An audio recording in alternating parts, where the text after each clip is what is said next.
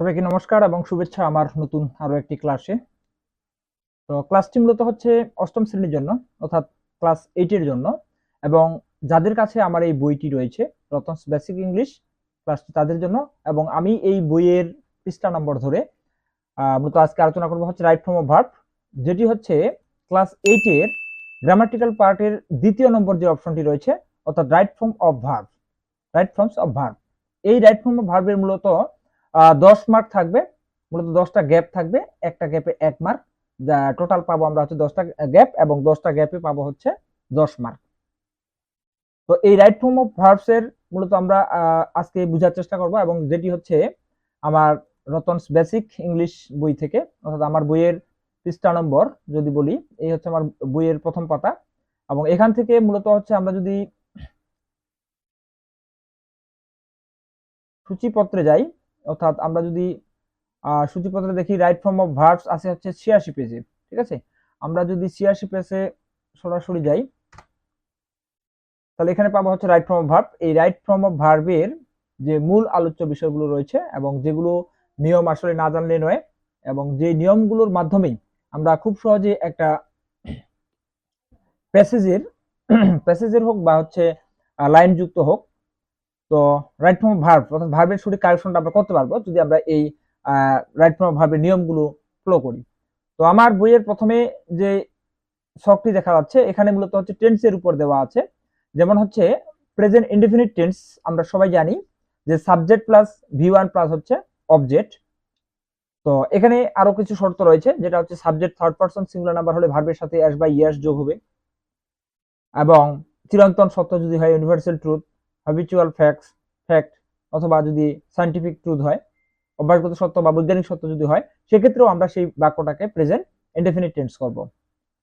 তো এখানে tense maker আছে, টেন্স মেকার গুলো আমাদের মুখস্থ করে নিতে হবে, যে যদি always, often, sometimes, everyday, daily, regularly, frequently, usually, normally, occasionally, generally, hardly, seldom, at times, on holidays, on Fridays, বা দিনের নামগুলো, এটসেট্রা, এইগুলো যদি আমরা পাই, তাহলে সেটাকে কিন্তু আমরা প্রেজেন্ট ইনডেফিনিট টেন্স বলবো, এবং প্রেজেন্ট ইনডেফিনিট টেন্সের স্ট্রাকচার অনুযায়ী আমরা সেই বাক্যটাকে গঠন করব বা ভার্বটাকে পরিবর্তন করব। ঠিক আছে, তারপরে প্রেজেন্ট কন্টিনিউয়াস টেন্সে বলা আছে, আমরা এগুলোর উদাহরণগুলো পরে একটু আলোচনা করব। তার আগে আমরা এই বক্সের যে আলোচনা রয়েছে, সেই ইয়াগুলো টেন্স মেকারগুলো আমরা একটু আলোচনা করে নেই। তো প্রেজেন্ট কন্টিনিউয়াস টেন্স হচ্ছে কি, যদি now, at this moment, at this time, at present, still, recent, etcetera, এগুলো যদি পাই, তাহলে আমরা সেটাকে প্রেজেন্ট কন্টিনিউয়াস টেন্সের স্ট্রাকচার অনুযায়ী বাক্যটাকে বা ভার্বটাকে পরিবর্তন করব। আমরা জানি প্রেজেন্ট কন্টিনিউয়াস টেন্সের স্ট্রাকচার হচ্ছে subject plus am is are plus মূল ভার্বের সাথে আইএনজি যোগ প্লাস হচ্ছে এক্সটেনশন বা অবজেক্ট থাকতে পারে। তবে আমার বিভিন্ন ভিডিওতে দেওয়া আছে, আমরা কিন্তু এম ইজ আর থাকলে সেটাকে প্রেজেন্ট কন্টিনিউয়াস বলতে পারবো না, বা এম ইজ আর আছে তারপরেও আমরা প্রেজেন্ট কন্টিনিউয়াস বলতে পারবো না যদি সেটা মূলত হচ্ছে অ্যাডজেক্টিভের মতো কাজ করে। ওকে, আর এমিজারের ব্যবহারটা আমার অন্যান্য ভিডিও ক্লাসে রয়েছে, সেই ক্লাসগুলোতে দেখলেই বুঝতে পারা যাবে যে কোথায় এম, কোথায় ইজ এবং কোথায় আর ব্যবহার করব। ওকে, প্রেজেন্ট পারফেক্ট টেন্সে বলছে already, just, just now, yet, never, ever, lately, recently, etcetera, এগুলো যদি পাই, তাহলে সেটাকে আমরা প্রেজেন্ট পারফেক্ট টেন্সের গঠন অনুযায়ী, অর্থাৎ সাবজেক্ট প্লাস হ্যাভ অথবা হ্যাজ প্লাস ভি3 প্লাস হচ্ছে অবজেক্ট দিয়ে আমরা ভার্বটাকে পরিবর্তন করব বা ভার্বের কারেকশন করব। তবে এখানে এই যে অলরেডি, জাস্ট আছে, বা রিসেন্টলি বা লেটলি, এই যে অ্যাডভার্ব গুলো রয়েছে, এই অ্যাডভার্ব গুলো কিন্তু হচ্ছে আমাদের সাবজেক্ট বা মূল ভার্বের মাঝখানে বসে, অর্থাৎ অক্সিলারি ভার্ব প্লাস মূল ভার্বের মাঝখানে বসে। ঠিক আছে, আমরা কিছুক্ষণ পরেই উদাহরণের মাধ্যমে পাবো। তারপরে প্রেজেন্ট পারফেক্ট কন্টিনিউয়াস টেন্স যেটা, সেটা হচ্ছে সিন্স এবং ফর। ফর এবং সিন্সের ব্যবহারটা আমি বলছি, যে এখানে একটা নির্দিষ্ট সময় উল্লেখ করা থাকবে, আর এই সময়ে যদি সংখ্যা বুঝায় 1 2 3 4 5 6 7 8 9 10 এরকম সংখ্যা বুঝায়, সেই ক্ষেত্রে কিন্তু আমরা ফরের ব্যবহার করব, আর সকাল বিকাল দুপুর বুঝাইলে আমরা সিন্সের ব্যবহার করব। ওকে, ফার্স্ট ইনডিফিনিট টেন্সের স্ট্রাকচার আমরা সবাই জানি, সাবজেক্ট প্লাস ভি2 প্লাস অবজেক্ট। এখানে অক্সিলারি ভার্ব নাই, তবে অক্সিলারি ভার্ব ডিড কে আমরা ব্যবহার করি। তবে এখানে টেন্স মেকার গুলো হচ্ছে yesterday, as soon as, last, last night, last week, last month, last year, ago, long ago, ago since, the day before yesterday, যেটা হচ্ছে আমরা নেরেশনে ব্যবহার করে থাকি, বা দা প্রিভিয়াস ডে বা ওয়ান্স আপন এ টাইম যদি থাকে সেক্ষেত্রে আমরা সেটাকে ফার্স্ট ইনডেফিনিট টেন্স করব, বা ভার্বটাকে আমরা ভি টু করে কারেকশন করব। ওকে, ফার্স্ট কন্টিনিউয়াস টেন্সে যেটা বলা আছে সেটা হচ্ছে at that time, at that moment, while, when, S অথবা এটসেট্রা। তো এখানে এই পূর্বেরটা হচ্ছে কি ছিল, প্রেজেন্ট কন্টিনিউয়াসটা ছিল কিন্তু এট দিস মোমেন্ট, আর এইখানে হয়ে গেছে এট দ্যাট মোমেন্ট, মানে এট দ্যাট টাইম বা এট দ্যাট মোমেন্ট। ঠিক আছে, দ্যাট হইছে মানে দিস থাকলে সেটা প্রেজেন্ট কন্টিনিউয়াস টেন্স, আর যদি দিসের জায়গায় দ্যাট হয় তাহলে সেটা হচ্ছে পাস্ট কন্টিনিউয়াস টেন্স। ওকে, আচ্ছা, পাস্ট কন্টিনিউয়াস টেন্সের স্ট্রাকচার আমরা সবাই জানি যে subject plus was wire plus মূল ভার্বের সাথে আইএনজি যোগ প্লাস হচ্ছে অবজেক্ট। তবে এইখানে রাইট ফর্ম ভার্বের প্রাথমিক যেই আলোচনাটা সেটা কিন্তু টেন্সের ব্যাপারগুলো, টেন্সের গঠনগুলো জানতে হবে ক্লিয়ারলি, তবেই কিন্তু আমরা রাইট ফর্ম ভার্বের সঠিক কারেকশন করতে পারবো। ওকে, ফার্স্ট পারফেক্ট টেন্সে বলা আছে বিফোর এবং আফটার, বিফোর এবং আফটার, এবং এই বিফোর এবং আফটার দিয়ে দুটো ক্লজ যুক্ত হবে। অথবা আমরা যদি ডিরেক্টলি বলতে চাই তাহলে পাস্ট পারফেক্ট টেন্সের স্ট্রাকচার হচ্ছে সাবজেক্ট প্লাস হেড প্লাস ভি3 প্লাস অবজেক্ট। বাট এই বিফোর এবং আফটার দিয়ে কিন্তু পাস্ট ইনডিফিনিট টেন্স এবং পাস্ট পারফেক্ট টেন্সের মধ্যে যোগসূত্র করা হয়। তো আমরা পরবর্তীতে আলোচনায় পাবো। এরপরে বলছে ফিউচার ইনডিফিনিট টেন্স, যেমন টুমরো, নেক্সট, নেক্সট ডে বা next week, next month, next year, the following days, এইগুলো যদি থাকে, এই টেন্স মেকারগুলো যদি থাকে, তবে আমরা সেটাকে ফিউচার ইনডিফিনিট টেন্স বলবো। আমরা জানি ফিউচার ইনডিফিনিট টেন্সের স্ট্রাকচার হচ্ছে সাবজেক্ট প্লাস শ্যাল অথবা উইল প্লাস ভার্বের বেস ফর্ম বা ভি1 প্লাস হচ্ছে অবজেক্ট। তো শ্যাল উইলের ব্যবহারটা আমি এর আগে অনেকবার বলছি অনেক ক্লাসে। তো শ্যাল উইলের ব্যবহার হচ্ছে এরকম যে সাবজেক্ট যদি ফার্স্ট পারসন সিঙ্গুলার কিংবা প্লুরাল থাকে সেক্ষেত্রে আমরা অর্থাৎ আই উই এর পরে শ্যাল ব্যবহার করব, আর বাকি সবখানে আমরা উইলের ব্যবহার করব। মানে আই উই এর পরেও আমরা উইল ব্যবহার করতে পারবো, কিন্তু শ্যাল কেবল দুই জায়গায় ব্যবহৃত হবে, সেটা হচ্ছে আই এবং উই এর পরে, আর অন্য কারো পরে শ্যাল ব্যবহৃত হবে না। ওকে, এরপর বলছে ফিউচার পারফেক্ট টেন্স, যেটা বলছে বাই দিস টাইম, বাই অথবা বাই দিস টাইম, এগুলো যদি থাকে তাহলে আমরা ফিউচার পারফেক্ট টেন্সের স্ট্রাকচার অনুযায়ী গঠন করব। ফিউচার পারফেক্ট টেন্সের স্ট্রাকচার হচ্ছে এরকম, সাবজেক্ট প্লাস হচ্ছে শ্যাল হ্যাভ অথবা উইল হ্যাভ প্লাস ভি3 প্লাস এক্সটেনশন। তো ওকে, এবার মূল আলোচনা এখানে দেওয়া আছে আমার বইয়ে। তো যাদের কাছে আমার এই বইটি রয়েছে বা যারা স্ক্রিনে দেখতে পাচ্ছেন বইটি, তারা হচ্ছে কষ্ট করে এই যে 1 নম্বর রুলস, 2 নম্বর রুলস, অর্থাৎ আমি যেই এই ইয়েগুলো বক্সের মধ্যে যেগুলো আলোচনা করে দিলাম সেগুলো এখানে বিস্তারিতভাবে আলোচনা করা আছে। যেমন এখানে আলোচনা করা আছে প্রেজেন্ট ইনডেফিনিট টেন্সের, এটা পড়ে নিলে হবে। এবং এই 2 নম্বরে যেটা বলছি, মানে আমরা 1 নম্বরে যে বক্সটা পাইছি, এই বক্সের যে টেন্স মেকার গুলো আছে এগুলো এখানে বলা আছে। যেমন একটা উদাহরণ যদি আমরা দেখি, দ্য ম্যান সেলডম স্মোক, এই স্মোকটা আন্ডারলাইন করা থাকবে, এটাকে আমাদের কারেকশন করতে হবে, তাই না?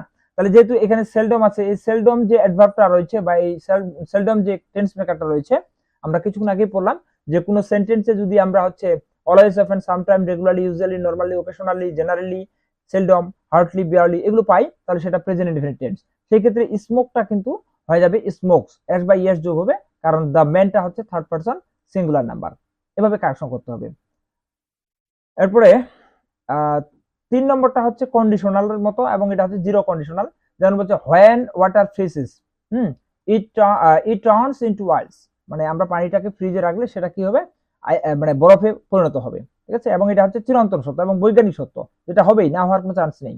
সো এটা হচ্ছে জিরো কন্ডিশনালের মধ্যে পড়ে। এরপরে আমি বক্সের মধ্যে যেগুলো আলোচনা করব সেগুলো মূলত এই যে 4 নম্বরে এখানে পাবেন, অর্থাৎ আমার এই বইটি যার কাছে আছে তারা এইগুলো পাবে। 10 নম্বর যেমন এখানে বলছে যে অতীতকালের কিছু দিন আর কি, বা তারিখ বা সময়ের উল্লেখ থাকলে, যেমন এগো, পূর্বে, ইয়েস্টারডে, যেগুলো আমি পূর্বে পড়লাম, এরকম যদি থাকে, যেমন এখানে বলা আছে হি ক্যাম, এই ক্যামটা কিন্তু পরীক্ষার হলে ভুল করা থাকবে, কোশ্চেনে ক্যামটা কাম করা থাকবে, আর এখানে ইয়েস্টারডে থাকবে। যেহেতু ইয়েস্টারডে আছে সেই ক্ষেত্রে কিন্তু আমরা হচ্ছে কাম রাখতে পারবো না, এটা ক্যাম করতে হবে, অর্থাৎ ভি2 করতে হবে। ঠিক আছে, ভি2 করতে হবে, তাহলে ভি2 করে নিলাম। যেমন এখানে দা ওল্ড ম্যান ডাই, এখানে যদি ডাই থাকতো কেবল, ঠিক আছে, আর ইয়েস্টারডে থাকলে আমরা বুঝবো এটা হচ্ছে ভি2 করতে হবে, তাহলে আমরা ডাইট হবে। ওকে, এভাবে পরিবর্তন করতে হবে। তারপরে হচ্ছে 11 নম্বরে বলছে অ্যাজ সুন অ্যাজ। আচ্ছা, অ্যাজ সুন অ্যাজ এর বড় একটা স্ট্রাকচার রয়েছে, যেটা হচ্ছে এই যে as soon as plus subject plus ভি2 থাকবে, এবং এখানে কমা থাকবে, কমার পরে আমরা পাস্ট ইনডিফিনিট টেন্স পাবো, অর্থাৎ V two.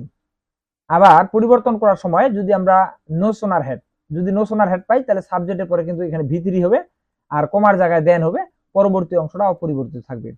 Hartley had plus subject পাইলে আমরা মানে ভি থ্রি করবো, আর এখানে হয়ানের পরে অর্থাৎ কমার জায়গায় দেন, দেনের জায়গায় কিন্তু হয়ান হলো, আর পরেরটা পাস্ট ইনডিফিনিট টেন্স যা আছে তাই থাকবে। স্কেয়ারসলি হ্যাট এর পরে আমরা ভার্বটা ভি থ্রি পাবো, আর হয়ান করব, পরেরটা পাস্ট ইনডিফিনিট টেন্স অর্থাৎ ভার্বের কোনো পরিবর্তন হবে না, ভি টু হবে। ওকে, তো এটা যেমন উদাহরণ বলছে যে as soon as he saw me, যে মুহূর্তে সে আমাকে দেখলো, he began to cry, আমাকে দেখে কান্না করা শুরু করলো।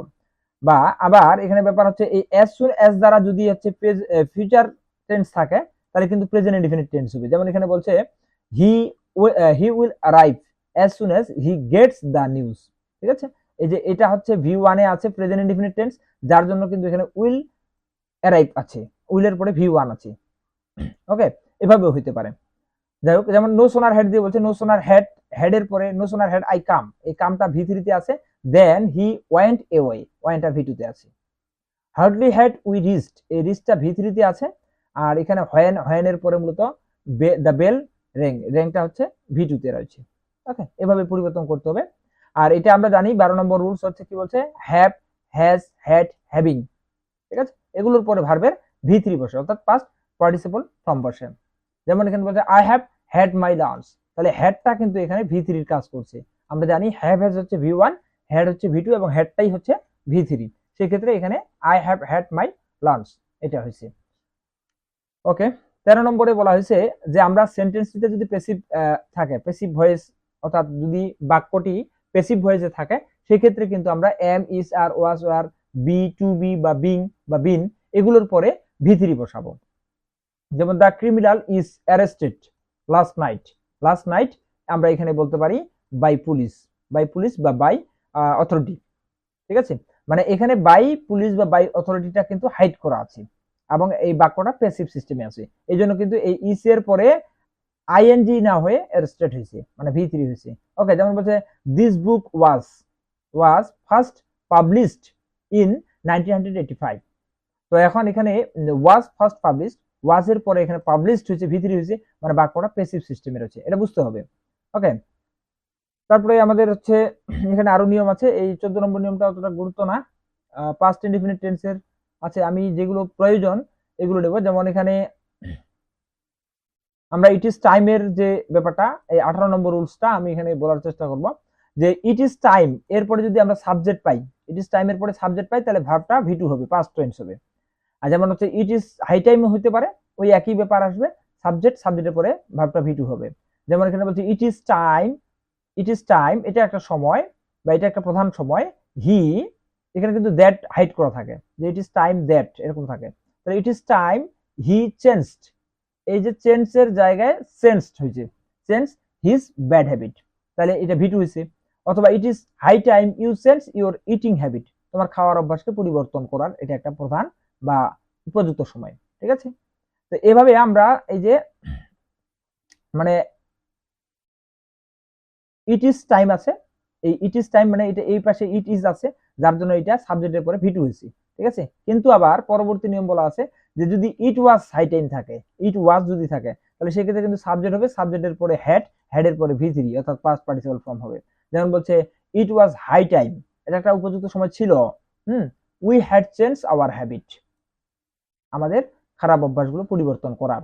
বলছে it was high time we had start the meeting, এটা একটা প্রধান বা উপযুক্ত সময় ছিল আমাদের মিটিংটাকে উপস্থাপন করা বা স্টার্ট শুরু করার।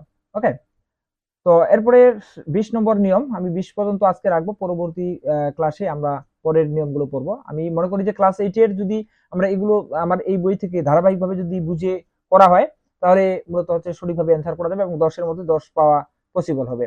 ওকে, যেমন এখানে বলছে বাক্যের যদি আমরা ইফ উইচ বা ফ্যান্সি যদি পাই, তো এটা সহজ একটা নিয়ম, আমি সরাসরি উদাহরণে যাই। যেমন বলছে আই উইশ এর পরে সাবজেক্ট বলছে could solve the problem, I wish আমি আশা করি, you could solve the problem তুমি সমাধান মানে সমস্যাটা সমাধান করতে পারবে। বা এই আই উইশ এর জায়গায় ইফও থাকতে পারে, ঠিক আছে, if I could solve the problem এটা হতে পারে। বা আই ফ্যান্সি ইফ মূলত এটা থাকতে পারে যে fancy you could solve the problem, বা ইফ আই ওয়ার ইউ মানে আমি যদি তোমার জায়গায় হতাম I would never do it, আমি এটা করতাম না।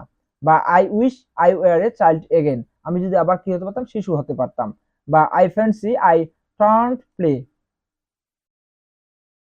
তারপরে বলছে if he were a human being he would not have done this.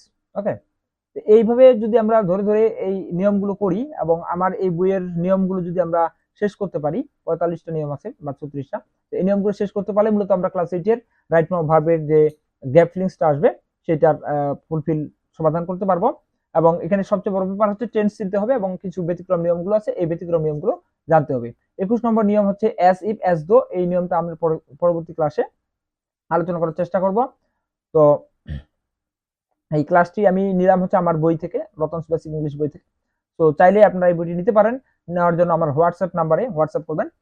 আর অষ্টম শ্রেণীর যেটা, অর্থাৎ যে সিলেবাসে পরীক্ষা হবে সিলেবাসে, সেই সিলেবাসটা হচ্ছে যে প্রথমে হচ্ছে কোহেসিভ ডিভাইস থাকবে, রাইট ফর্ম ভার্ব থাকবে, তারপরে ইউজিং নন ফাইনাইট ভার্ব। আমরা জানি নন ফাইনাইট ভার্ব হচ্ছে তিন প্রকার, একটা হচ্ছে ইনফিনিটিভ, জেরান্ট আর একটা হচ্ছে পার্টিসিপল। ওই ইনফিনিটিভ, জেরান্ট, পার্টিসিপলের উপর ভিত্তি করে 5টা প্রশ্ন আসবে, মানে গ্যাপ ফিলিংস আসবে। সেই গ্যাপ ফিলিংস গুলো পূরণ করতে হবে সঠিকভাবে, তাহলে আমরা 5 মার্ক পাবো। আর এরপরেটা বলছে ইউজিং টাইম অ্যাডভার্বিয়ালস, অর্থাৎ অ্যাডভার্বিয়ালস এর যে মানে যেই একটা মানে প্যাসেজ দেওয়া থাকবে, সেই প্যাসেজে অ্যাডভার্ব গুলো দেওয়া থাকবে, সেই অ্যাডভার্ব গুলো ফাইন্ড আউট করতে হবে। ঠিক আছে, এই হচ্ছে মূলত গ্রামাটিক্যালের মোটামুটি 30 মার্ক এখানে। আমি আজকে রাইট ফর্ম ভার্বের একটা ক্লাস নিলাম, পরবর্তী আরেকটা ক্লাস করার চেষ্টা করব এবং সর্বশেষ আমরা এই নন ফাইনাইট ভার্ব নিয়ে আলোচনা করব এবং অ্যাডভার্বিয়ালস নিয়ে আলোচনা করব। আর দুটো ক্লাস, মানে টোটাল কথা 3টা ক্লাস পাবো আমরা। ক্লাস 8 এর গ্রামাটিক্যাল পার্টটা আমি এখান থেকে কমপ্লিট করব, আমার এই পেজে এই ক্লাসগুলো পাওয়া যাবে। তো এতক্ষণ সাথে থাকার জন্য অনেক ধন্যবাদ। নমস্কার সবাইকে, ভালো থাকবেন সবাই।